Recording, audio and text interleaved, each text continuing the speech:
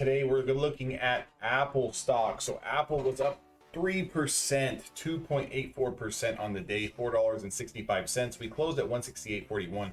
Now the reason why Apple is going to be on my watch list for tomorrow, look at what Apple did today, right? So if we go back to yesterday, this looked like death. Actually looked like it was going to be a short, right? So if we look at yesterday's lows below 162.71, we had room to come all the way down to this Bollinger Band, which is previous support going back here to the 12th. But if we see that 160.68, if we were to get this confirmation below yesterday's price action, you could see almost a $2 drop there. I did come into the day short biased on Apple, quickly reversed that as soon as we gapped over the 5-day moving average and we started to break over this 10-day moving average. Now, the reason why Apple is going to be on my watch list, if you kind of look at what's been going on with Apple for the past month, right? The last 3 to 4 trading weeks, we've put in a high one time of 166.98. Let's call it 167. We also put in a high of 168.27. If you look at where we closed today, we closed at 168.41. This is the highest close in this whole month-long formation here. So if I pull up my drawing tool and I kind of draw a box here, again, excuse my drawing skills are not going to be the best. But if we kind of look at this box, right, month worth of trading here and now closing at the top of the range has a clear level to the top side that we can start attacking, especially with Amazon coming in with a good report after the hours. Amazon is currently up 10 points after hours, trading at 119. So definitely look for tech to continue to push. A lot of these shorts and a lot of these fear-mongering traders who have been kind of putting out content out there that, we're crashing, we're going back down, we're going back down. You guys got to be very, very skeptical of those type of people looking to always constantly time the top or time the bottom. Definitely the last month has not been the best trading price action. We've been range bound, so we've been getting a lot of moves up and then right back down, and then moves down and then right back up, right? So you have to have really kind of, shorted at supply, covered in the middle, rebought at demand, covered in the middle, and then kind of repeated that process. It's been going that way for almost 4 weeks. So now that we're finally starting to break out on a lot of these names and have closed at the top of the range, it's definitely time to start looking to kind of put your feet back and see if maybe we can roll into the summertime with a fantastic move. So if that's the case here, we need to pull up the weekly time frame to kind of see where is that next supply zone. If Apple confirms today's price action and gets over this Bollinger Band, where potentially could we be pushing to next? And that price that we could potentially be pushing to next, if you look at the weekly time frame, we are stuck right here at this channel level. We have room all the way up to 174 on Tesla, or on Apple, which is going to be retesting the most recent highs going back to August. So right here where we stopped is no coincidence. We stopped right at supply. Guys, you can't even draw this or make this up. These stocks do not just stop randomly, okay? There is reasons why they stop. Now, if you want the technical reason as to why, is it something going on with institutions or hedge funds, or forget all that noise. What you need to understand is that they're going to stop at levels of supply and levels of demand, right? So think about it like this. If we break one level of supply, we have to know where the next level of supply is, right? Where's that next liquidity at? Where is that next, magnet that the price actually could be going to? That's exactly why I have so many lines on my chart.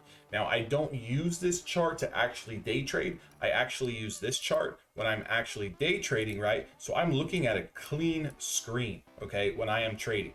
But however, when I am getting my levels and looking at my supply and my demand, what I am looking at is the big boy chart, right? And I call it the big boy chart for a reason.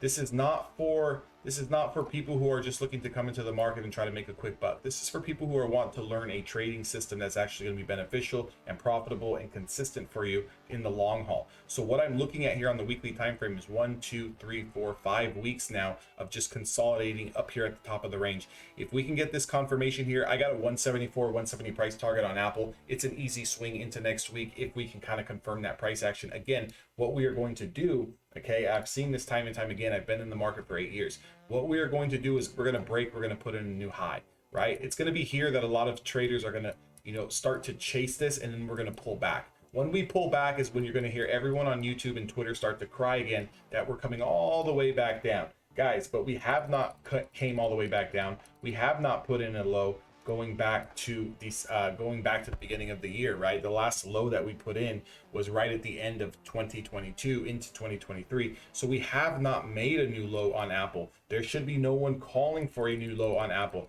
Apple's moving averages are all stacked on top of each other in a very healthy manner, offering support along the way. Again, will there be opportunities to take a short for a day trade? Sure, but you don't want to be shorting, multiple days in a row. You're going to get stopped out. So what we're looking for here, confirmation over today's highs. We're looking to lock up profits at the next supply zone. Again, 164, 165. Thank me later. But what I want you guys to do right now is give me a thumbs up. Also, comment on the video. What did you guys do today? What did you guys trade? Did you guys profitable? You guys green? I hope you guys were not trying to time the top in short today. If you did, please explain to me why. Okay, explain to me why down below, and then join the Discord. That link is down in the description. Send me a DM. Let's work together. I'll help you guys. We can do one-on-one mentorship. You can trade with the rest of the crew. You can trade live with everyone, kind of see what everyone else is doing, hear from other real traders who are doing it. It helps tremendously. Not just to read stuff that you see on Twitter, not just to read stuff that you see on social media with someone posting up that they alerted everyone on 1,000% trade. That does you no good. That does me no good. It does them no good, right? All it does is make them boost their ego and feel like they're a hero. Guys, everyone can call out a winning trade, right? Can you do it over and over and over and over again? If you can, that's great, but there's no reason to kind of boast about it. If you're kind of boasting about calling out, 100% winner, but someone realistically doesn't understand where you bought, why you bought, how you bought, when you sold, right? It does them no good. It's only going to work a few times. It's only going to work a handful of times where you can follow someone's trade, make money with them. The moment that you lose money, you're going to be a scatterbrain and trying to figure out a new system and a new strategy and find a new person to learn from. Just learn the proper way and learn the correct way. If you want to do that with Evolution Traders, make sure to join down below the Discord. If you want access to that one-on-one coaching, we can do Zoom calls. We can do live technical analysis together. I can build you guys out a trade plan based on your account size. We can do all that, and then you're going to get access to the watch list, the video courses, and so forth. Again, Apple guys, 174, 175 price target. I'll see you guys on the next one.